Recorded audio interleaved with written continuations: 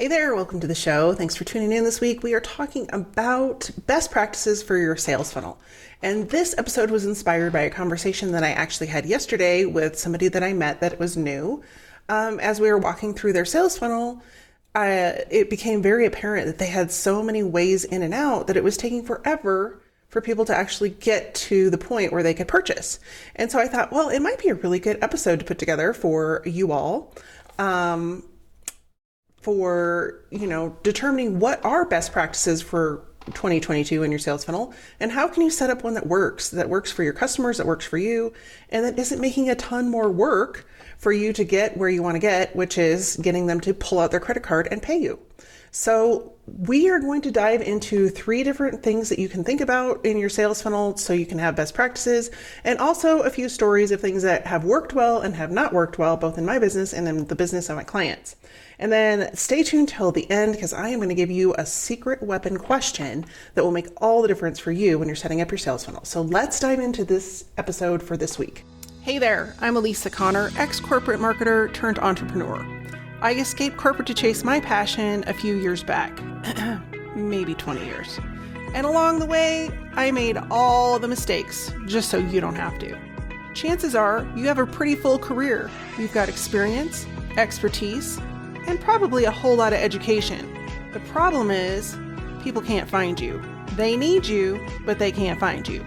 This is why each week on the Second Act Entrepreneur Show, we feature expert education, marketing insights, and mindset shifts that are going to help you create a profitable business so you can secure your legacy, ensuring that you thrive not only in your first career, but also your second act. Welcome to the Second Act Entrepreneur Show. So in the world of marketing, as you very well know, things are constantly changing. And so things often change for basic business functions, basic marketing functions like your sales funnel. And the thing about sales funnels is they can be very complex or they can be very simple. And I tend to err on the side of simple, because the more complex you make something, the more opportunity there is for things to go wrong.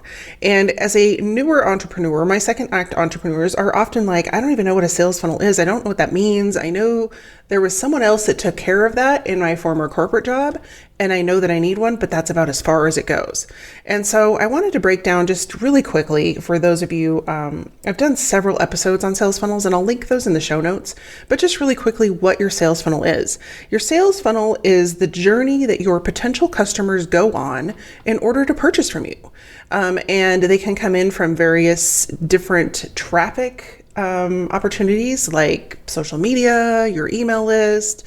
Maybe they have a lead generator that they signed up for. Maybe you were a guest on a podcast or a video show, and you've got people coming in from all of those different arenas. Or maybe you're speaking. Maybe you're out speaking, or you're on a board, or you've done some additional training. All of those different places are opportunities for people to filter in to your sales funnel. But if you don't have something set up and you don't have a plan and you're not prepared before you go and do those things, trust me from experience, you're going to really struggle, because when you go into those opportunities, it's such a great opportunity for you to not only let people know who you are, but if there isn't a way for them to get to know you better, they're going to move on to whoever is next in line. And we don't want that. You're working hard to get those opportunities. You're working hard to get on, podcast episodes and be featured on different shows and be introduced to different audiences. So take advantage of that by preparing your funnel for those people. And the more personalized you can make that funnel for those people, the better. And so let's use an example. If you were going to go and do a podcast interview, for example, on multiple different shows that have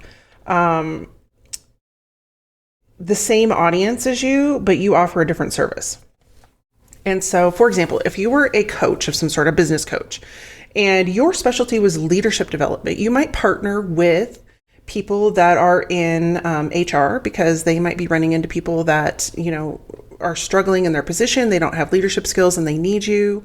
Or you might be able to partner with another business coach that focuses on a different modality. You might be able to focus with people in marketing who run into people that are really struggling with, being a leader on their own team, and so they're doing all of the marketing tasks that they don't need to be doing. I'm trying to just randomly think of other people that you could connect with. But all of those different people are coming from different places. So if you're talking to somebody that's in an HR department or a recruiting department, for example, those are two very different audiences. And so if you're talking to a recruiter and you're talking about leadership skills, you might be coming from the perspective of those candidates that are talking to recruiters that are interested in leadership development or needing to improve their leadership skills. Chances are pretty high that they want to attain those skills or get better at leadership so that they can get a different position. Well, that's a very different situation than approaching an HR department in a corporation or an organization that is wanting to develop leaders so that they will stay in the position and take on a bigger leadership role. And so when you're setting up your funnel, you need to be aware of that, because if you're sending those corporate people to the headhunter recruiter page, they're not going to be too happy with you. And so that's just a simple example of why it's important to walk through your sales funnel and have it ready. And even if it's not perfect, have it ready, test it. And let me give you a little insight about testing here in just a minute, about how important that is. But so I thought it was really important that we talk about this, because a lot of times we either don't have a sales funnel set up, or we have so many funnels set up that we're making ourselves crazy because we don't know what's going where. And so where does a funnel start? Well, a funnel starts with traffic. You've got to have some kind of traffic that's coming in from, all of the resources that I mentioned. And then you've got to have a way to capture email addresses. Most people are wise to the fact that if they're going to give you their email address, that you are going to begin emailing them. And there's a negative connotation a lot of times because there's so many spammers out there. Or the opposite is true. They get on your email list and they never hear from you again. And so both of those scenarios play out on a regular basis when I work with people, and it's something that I try to work with them on rectifying. So you've got to have a way to get them on your email list, and then you've got to have some kind of software that enables you to email them on a regular, consistent basis so that you stay in front of them. So ultimately, you can build a relationship, create a conversation, and move them over to becoming a client. Now, oftentimes, sales funnels don't have to be as long as we imagine them to be. And so that is actually tip number one that I have for you, is have some flexibility in your funnel. Yes, you need to have a plan. Yes, you need to have a map of where people are coming in and where they would want to go next. And you've got to take the time to sit down and figure that out. Now, oftentimes what I find with coaches and consultants specifically is they have a repertoire of services that they offer, and they're good at a lot of things, and they've probably had a lot of additional education that they've gotten. So they've got specialties that they can focus on. So it might be leadership development. It might be resilience training. It might be career management training. It might be, developing career skills to move forward in a higher level position, or it might be, how to move yourself out of corporate and start your own gig. Like, it could be any of those things, but there are different skills that are related to all of those things. So whether you're doing, leadership training or organizational management or process evaluation and implementation, or you're doing, marketing analysis, it could be any of those things. There are a lot of people that do all of those things in their business, but when we try to put everybody from one funnel into all of those services, it just becomes confusing.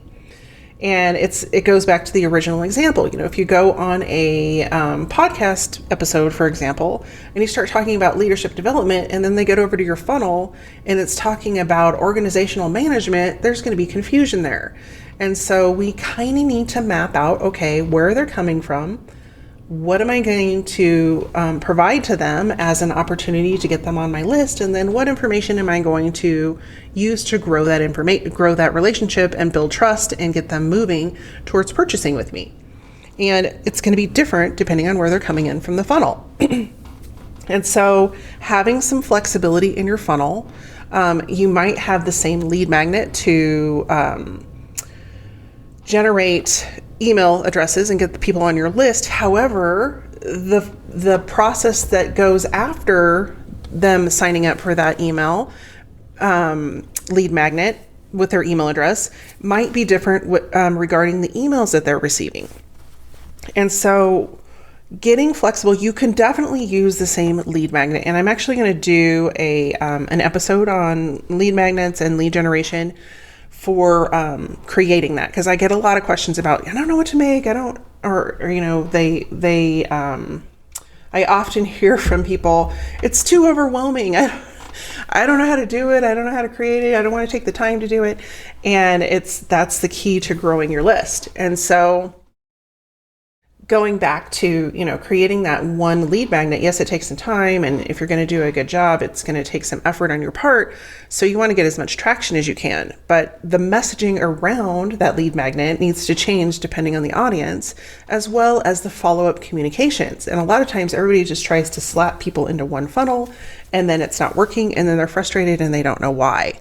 And so I want to encourage you to have some flexibility around what you're creating, and put yourself in your customer's shoes as far as when they are coming into the funnel, which leads us to tip number 2, which is mapping out your customer journey. Now, this requires you to know who your customers are.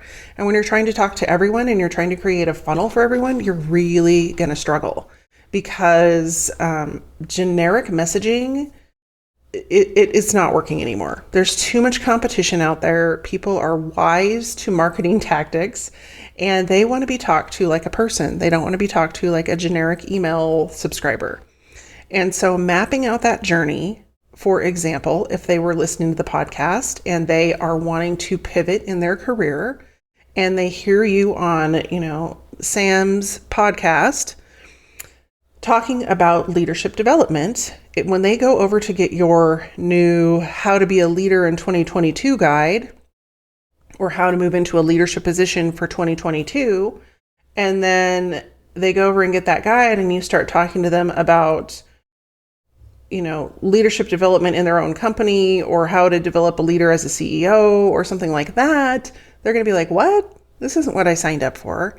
And so we have to be aware of who we're talking to, number 1, where they are in the journey, number 2, and I've talked about this a little bit previously, and number 3, where they want to go. Where do they want to get to? Because a lot of times our solution for them is, hey, I do coaching, I do consulting, here's my program. But they're not ready for that. They don't even know that that's what they want. What they want is to be a better leader.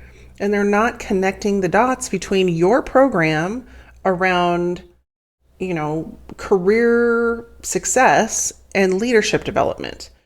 And so we have to connect the dots, which takes a little bit of time. And it takes a little bit of time to also create the relationship and the trust factor. And so this is the other piece of this customer journey map that's really, really important. Depending on the investment level of your product or service, it will proportionately affect how long of a sales funnel you need. Because if you're selling a $47 product, your sales funnel can be really short. It could be 3 or 4 steps. But if you're selling a $10,000 coaching package and you're doing it to cold subscribers who don't know you, don't have a relationship with you, and have never met you, you need to invest a significant amount of more time into that relationship, especially if you don't have the authority in your field and you don't have recognition in your field and people don't know who you are.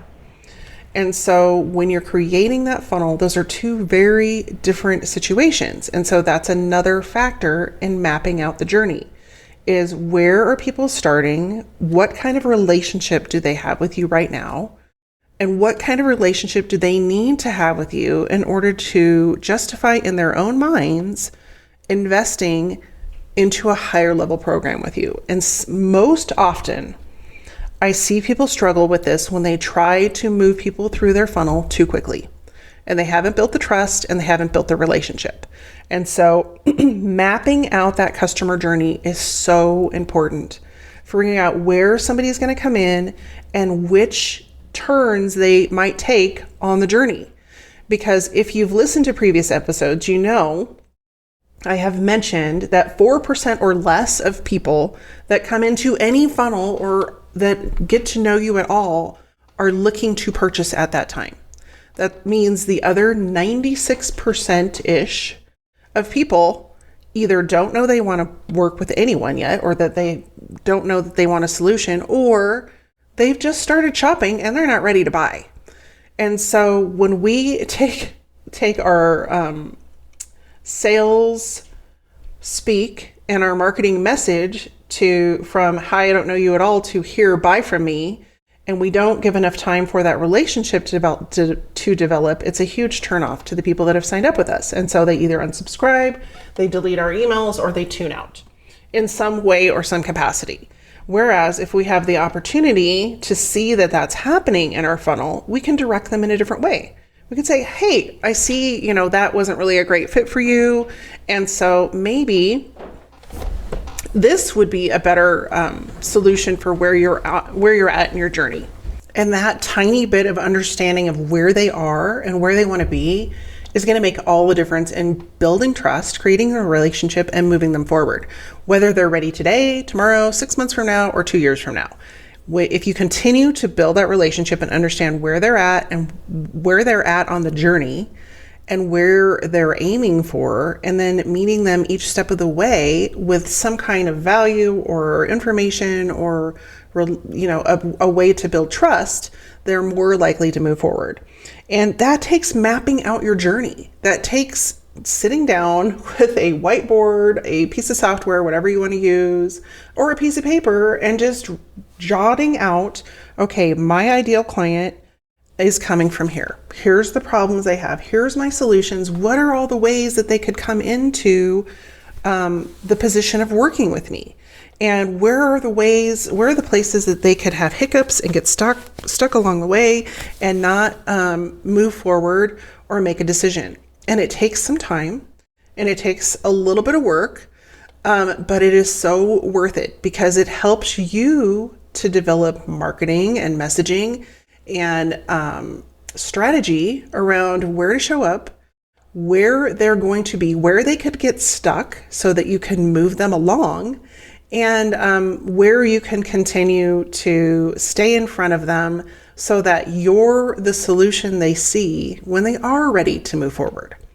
And so that customer journey map, I can't emphasize it enough, is so important. And most people don't do it. And they don't take the time to map it out because it's a little intimidating. And the one thing I want to say about the customer journey map is it's important, but you're not going to get all the pieces right the first time. And so that's why I recommend having it like either on a piece of paper or in a piece of software. There's one that's in my mind and it's in the back of my mind and I can't come up with the name of it right now. But I will look that up after I get done recording this and put it in the show notes so you have an option for that. But anywhere you could map that out. You could even use a software program like Canva. It's not built for that, so it would take a little bit more work, but there are definitely customer journey map software solutions out there. So I will find the one I'm thinking of and put it in the show notes for you. But taking time and just putting down a fundamental map and knowing that you need to revisit it in 3 months or 6 months or 9 months or wherever you're at with your program promotion schedule, and revisit the map so that you can add in the things that you've learned. And I think that's the other mistake people make is they make one map and then they never look at it again. And then they wonder why their marketing isn't working or why people are falling out of their funnel or why their funnel is broken. And it's because they haven't taken the time to get to know their customers, to understand where they're coming in and where they're falling off, and also to pivot and make changes when industry changes happen, market changes happen, economic changes happen, or even, you may have a different audience focus than when you first began. This happens very often. And so I can't stress enough how important setting up that customer journey map is. And then more importantly, as you move through your business and you're trying new marketing experiments and strategies and things like that, to go back and revisit that map and fill it in as you go. Analyze, oh, I thought it was this, but it's really not, it's this, and making changes to that map so that it is in congruence with your business vision. And it will help you identify when you're launching and you're putting other products and things out there, whether or not they're in alignment with where your audience is, or whether or not you're rushing the sale. And more often than not, that's the case. People want to put people on their list right now and then move them forward to purchasing a large, high ticket item, and they're not ready to do that. And so then they're frustrated and upset that they haven't moved forward, and then they just let those people fall off the bandwagon thinking they're never going to buy. When in fact, what they needed was more information, and they wanted to have a deeper relationship with you before they invested a larger amount of money. And so all that to say is map out your journey customer map with what you know now, with what you're working on and how it's working for you and where you're moving forward. And then you can always make adjustments. And then last but not least, this is going to sound so counterintuitive, but you want to keep it simple. And what I mean is yes, the map can be in depth and have a lot of information in it. But where I find clients, and I have experienced this as well, run into trouble is when we have so many solutions that it confuses, we can't keep track of it. It confuses us. So how do we expect our customers to know what solution to choose? And oftentimes it looks like this. You're a newer entrepreneur, and so you think, oh, well, I need to have an online course, and I need to have a group program, and I need to have consulting, and I need to have, 3 or 4, maybe a membership, and I need to have 3 or 4 different options for people to come in at lower price points, or, whatever that looks like. And what I find is like people will have all of these products, and they'll have all of these funnels going to all these different products. And what it looks like from the outside in is this person doesn't know what they offer or what they're doing. And so the more simple you can keep your funnel, meaning what's the ultimate end result you want people to get to? So if you are for example, if you're a consultant or a coach, your end result, your biggest moneymaker is when people work with you on a one-on-one capacity. Now, depending on where you are in your business, that may or may not be feasible. Like if you have been in your business for a while and you have a lot of one-on-one consultants or one-on-one clients, then you probably want to figure out how to scale your time. And so that's going to take you looking at, okay, what's the best use of my time and how can I scale it? But most of the people that are listening to the show are, moving from corporate and taking their experience and their education and moving it into a business, which means the fastest way for you to put money in your pocket is going to be for you to have one-on-one clients. And at some point, you'll want to scale that, but that's where you want to start. And then you can choose if you want to offer different packages for people within that one offer. And so maybe that looks like instead of having 4 hours a month consulting time with you, they meet with you twice a month. Or if you have a couple of people that want to work with you in the same way, in the same program, in the same process, then you could offer a group rate for those 3 people to work with you. And I always recommend if you're going to do that and they're not in the same organization, that you have some sort of privacy clause and confidentiality agreement, because you don't want them sharing information, not even intentionally. They may just say something and it could be detrimental to the other people involved. So however you do that, the point is to choose one product and then build funnels out from that and build out that customer journey from that one product. Because when people get into trouble, is when they have 3, 4, 5, 6 different ways for people to come in, and 3, 4, 5, 6 different services, and then they realize nobody's signing up for any of them because they don't know what to sign up for. And you see it all the time on websites. And so, or if you watch people's launches, like I watch a lot of people do their launches, and I go, oh my goodness, this is so confusing to me, and I even know what's going on. And so you want to make it really simple for people to go, oh, this is the next step I need to take. And you get that clarity and you get that simplification by setting up a very clear customer journey map on your end, and then following it with steps and strategy that's in alignment with what you're offering. So the more simple you can make it, the easier it's going to be for you. The more simple you make it, the less you're going to have to stress over what to put in this funnel, what to put in that funnel, what email to send here, what email to send there. It can get very complicated, but it doesn't have to if you keep your offers simple. And so that is tip number 3. And then I promised you a secret weapon. And this is my favorite question that I give to my consulting clients to ask when they're setting up a customer journey, which is, what happens next? And so you have somebody coming into, say, your lead magnet, and you are really clear about who they are and where they're going to, where they're coming from and where they want to be. But, what happens next?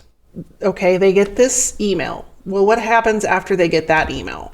Well, if they click on this link, they get this. Well, if they don't click on that link, then what happens? Oh, I don't know. I don't have that piece. Okay, then you need to go in and fix that.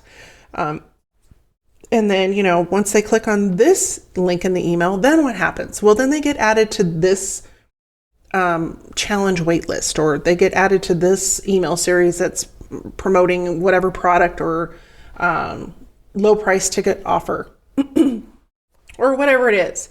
Or they get added to my next promotional email series because they've shown interest in that area.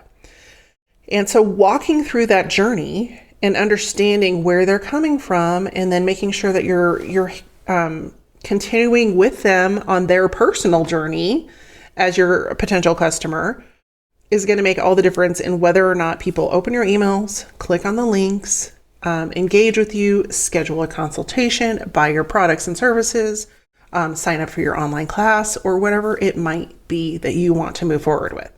But it's got to be clear, it's got to be concise, and it has to be customized. And I know people don't want to hear that. They're like, I don't want to do customized. It takes too long. But when you're really clear about your audience and you're really clear about their problems, it doesn't have to be as much work as your mind is making it out to be. So that's recommendations for sales funnels. People always ask me, oh, how do I make a simple sales funnel? Well, that is a very open-ended question because I don't know your business model. I don't know who your clients are, and I don't know where they're coming from or what their problems are or where they're going to go on the journey. So I'm hoping that this episode has clarified some of that for you by helping you to identify, that customer journey map for your people, where they could be coming in from, where they could go on the journey, and how to ultimately get them to the finish line.